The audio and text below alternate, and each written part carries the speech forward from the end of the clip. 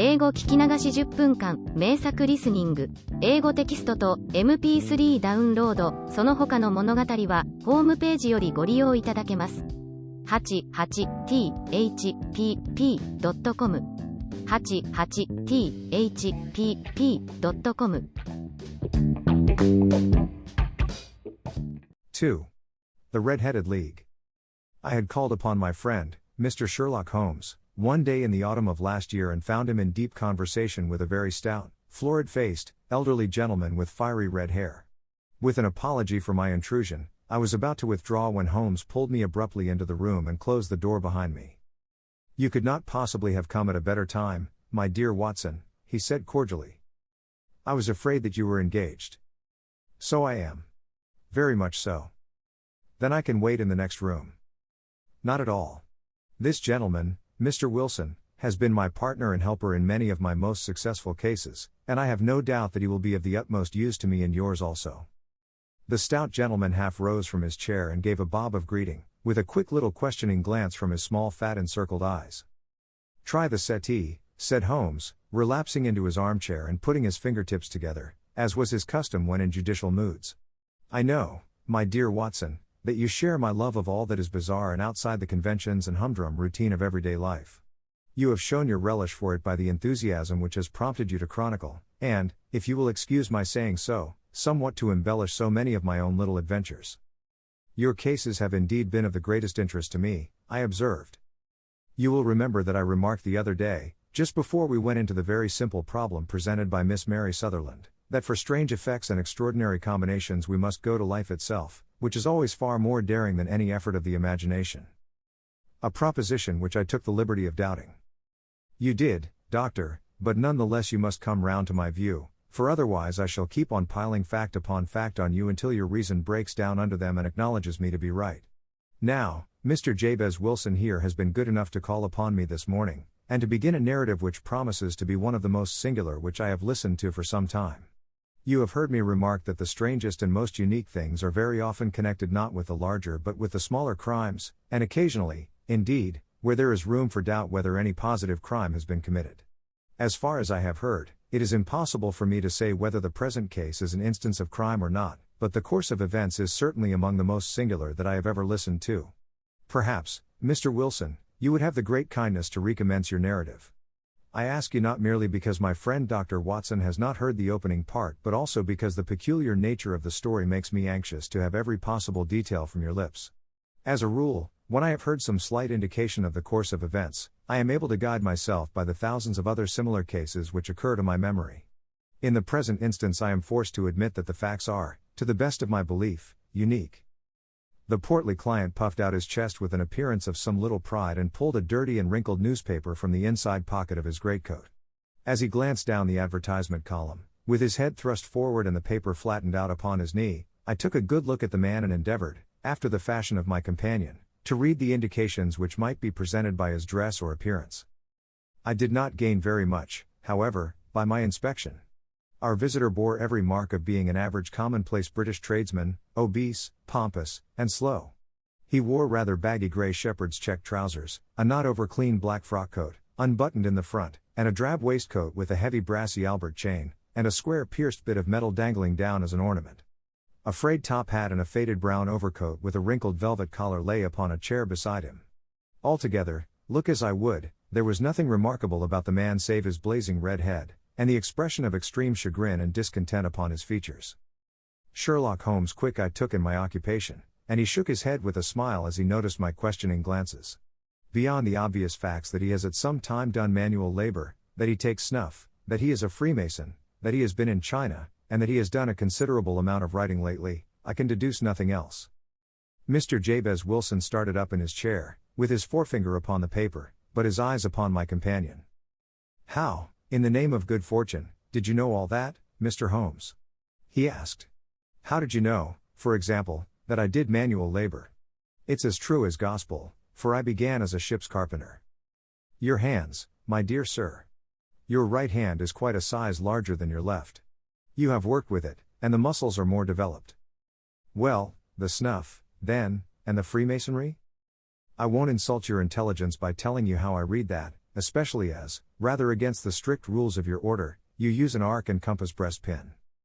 Ah, of course, I forgot that. But the writing? What else can be indicated by that right cuff so very shiny for 5 inches, and the left one with the smooth patch near the elbow where you rested upon the desk? Well, but China? The fish that you have tattooed immediately above your right wrist could only have been done in China. I have made a small study of tattoo marks and have even contributed to the literature of the subject. That trick of staining the fish's scales of a delicate pink is quite peculiar to China. When, in addition, I see a Chinese coin hanging from your watch chain, the matter becomes even more simple. Mr. Jabez Wilson laughed heavily. Well, I never, said he. I thought at first that you had done something clever, but I see that there was nothing in it after all. I begin to think, Watson, said Holmes, that I make a mistake in explaining. Omne ignotum pro magnifico, you know, and my poor little reputation, such as it is, will suffer shipwreck if I am so candid. Can you not find the advertisement, Mr. Wilson? Yes, I have got it now, he answered with his thick red finger planted halfway down the column. Here it is. This is what began it all. You just read it for yourself, sir. I took the paper from him and read as follows. To the Red-Headed League, on account of the bequest of the late Ezekiah Hopkins, of Lebanon, Pennsylvania, USA, there is now another vacancy open which entitles a member of the League to a salary of £4 a week for purely nominal services. All red-headed men who are sound in body and mind and above the age of 21 years, are eligible. Apply in person on Monday, at 11 o'clock, to Duncan Ross, at the offices of the League, 7 Pope's Court, Fleet Street. What on earth does this mean? I ejaculated after I had twice read over the extraordinary announcement. Holmes chuckled and wriggled in his chair, as was his habit when in high spirits. It is a little off the beaten track, isn't it? Said he. And now, Mr. Wilson, off you go at scratch and tell us all about yourself, your household, and the effect which this advertisement had upon your fortunes. You will first make a note, Doctor, of the paper and the date. It is the Morning Chronicle of April 27, 1890. Just 2 months ago. Very good. Now, Mr. Wilson? Well, it is just as I have been telling you, Mr. Sherlock Holmes, said Jabez Wilson, mopping his forehead. I have a small pawnbroker's business at Coburg Square, near the city. It's not a very large affair, and of late years it has not done more than just give me a living.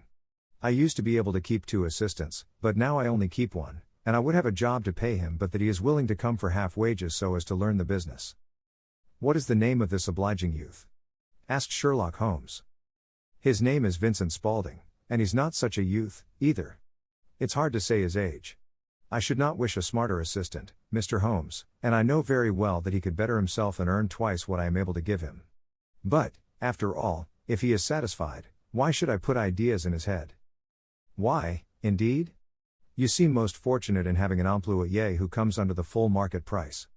It is not a common experience among employers in this age.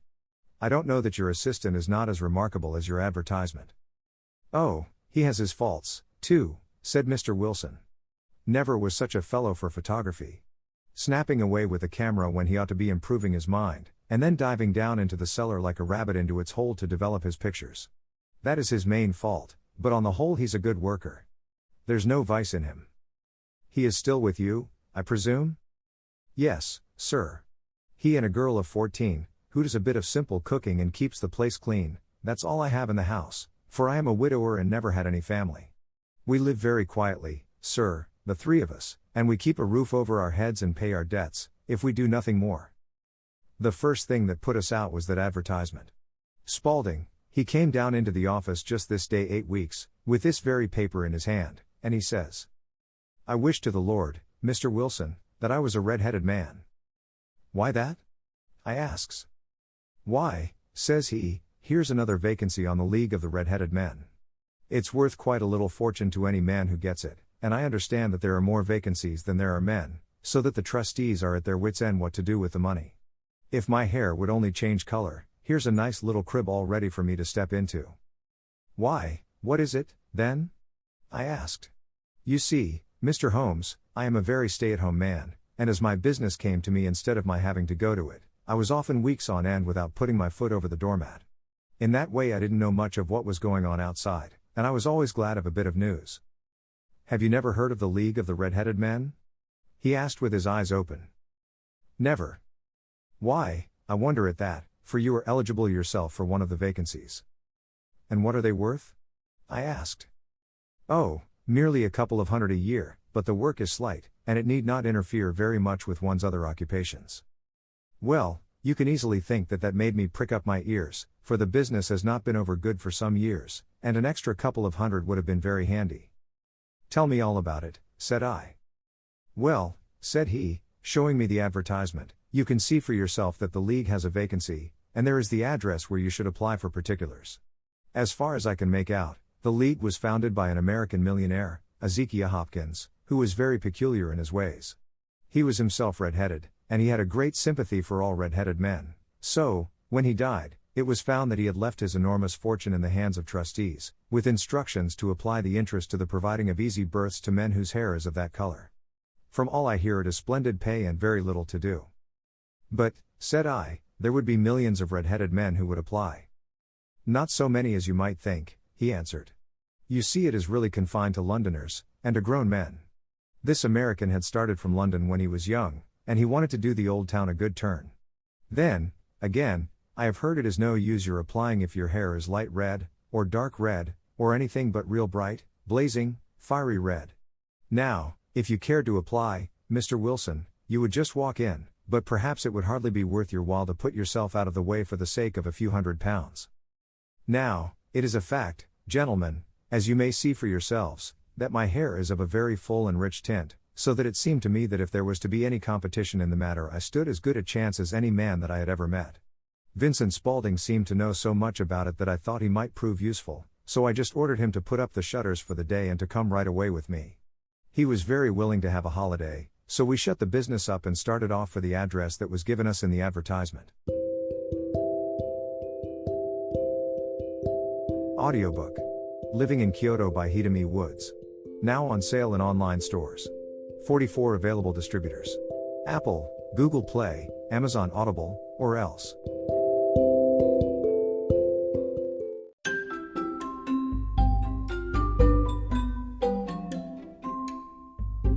大好評。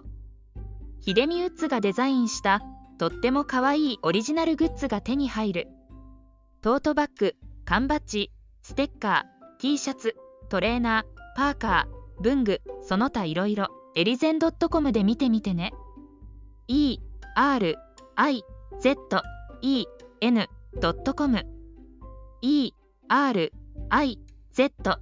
erizen.com エリゼン .com。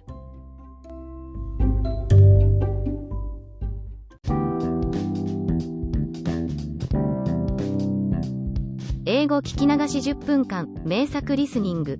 英語テキストと MP3 ダウンロード、その他の物語はホームページよりご利用いただけます。